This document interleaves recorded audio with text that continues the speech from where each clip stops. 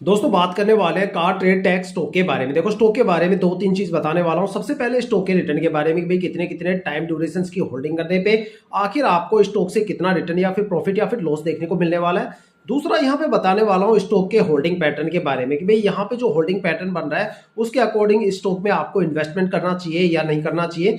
तीसरा यहाँ पे बताने वाला हूँ कि स्टॉक में जो पिछले 4-5 महीनों से जो परफॉर्मेंस आनी चाहिए थी या फिर जो अपर सर्किट यहाँ पे लगने चाहिए थे वो अपर सर्किट आखिर क्यों नहीं लग पाए, उसके पीछे का रीजन। सबसे पहले अगर इसके रिटर्न के बारे में बात करें तो देखो पिछले साल भी अगर इसने 5 साल के रिटर्न देखे जाए तो वो भी काफी जबरदस्त है और आने वाले जो इसके रिटर्न है वो भी काफी जबरदस्त होने वाले हैं। देखा जाए तो कुछ स्टॉक इंडियन स्टॉक मार्केट में शॉर्ट टर्म में भर भर के रिटर्न देते हैं, कुछ लॉन्ग टर्म में भर के रिटर्न देते हैं। लेकिन ये जो स्टॉक है वो यहाँ पे अगर आपको जो मैक्सिमम जो आपको प्रॉफिट मिलेगा वो 2 साल तक की होल्डिंग पे मिलेगा। 2 साल से जितना लंबे टाइम ड्यूरेशन के लिए होल्ड करोगे उतना कम यहाँ पे प्रॉफिट होता हुआ चला जाएगा। 2 साल से लेके 6 महीने तक यहाँ पे भर भर के आपको रिटर्न देखने को मिलेगा। अगर आप स्टॉक को 1 वीक के लिए होल्ड करते हो तो यहाँ पे करीब 2% का रिटर्न आपको देखने को मिलेगा। 1 मंथ की होल्डिंग करने पे यहाँ पे 29 या 29.5% का रिटर्न आपको देखने को मिलेगा। 3 महीने की होल्डिंग पे यहाँ पे 58% का रिटर्न आपको देखने को मिलेगा।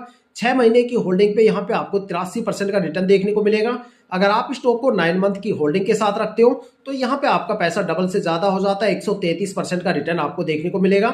अगर आप स्टॉक को 1 साल के लिए होल्ड करते हो तो यहाँ पे आपको 99% का रिटर्न देखने को मिलेगा। अगर आप स्टॉक को 2 साल के लिए होल्ड करते हो तो यहाँ पे आपका पैसा 2 गुना से ज्यादा हो जाएगा, यहाँ पे आपको 205% का रिटर्न देखने को मिलेगा। अगर आप स्टॉक को 3 साल के लिए होल्ड करते हो तो यहाँ पे 69% का रिटर्न देखने को मिलेगा। 4 साल की होल्डिंग पे यहाँ पे आपको 1.5 या 2% का रिटर्न मिलेगा और 5 साल की होल्डिंग में भी आपको 1.5 से 2% का रिटर्न देखने को मिलेगा। देखा जाए तो यहाँ पे जो सबसे ज्यादा रिटर्न है या तो 9 मंथ की होल्डिंग पे है या फिर 1 या 2 साल की होल्डिंग पे अच्छा खासा रिटर्न आपको देखने को मिलता है। अब बात करने वाले हैं क्या ये रिटर्न्स आने वाले टाइम में ज्यादा इंपैक्ट हो सकते हैं? बिल्कुल हो सकते हैं, क्योंकि इनका जो होल्डिंग पैटर्न है वो कुछ इस तरह से हो गया है कि अब आपको स्टॉक में आने वाले टाइम में जितने शॉर्ट टर्म के लिए आप स्टॉक को होल्ड करोगे उतना ही ज्यादा आपको रिटर्न मिलेगा अगर आपने स्टॉक को ज्यादा लंबे टाइम के लिए होल्ड कर लिया। क्योंकि यहाँ पे जो 4-5 साल का जो रिटर्न इतना कम बन रहा है वो क्यों बन पा रहा है, उसके पीछे का सबसे बड़ा रीजन है। उसके पीछे का रीजन ये है कि स्टॉक में आने वाले टाइम में बड़ी गिरावट हो सकती है क्योंकि इसका होल्डिंग पैटर्न थोड़ा सा डरावने वाला है। अब वो क्यों है उसके पीछे का रीजन बताता हूं। देखो अगर प्रमोटर की होल्डिंग की बात करें तो पिछले साल यहाँ पे प्रमोटर की होल्डिंग 0% थी, इस बार भी 0% है।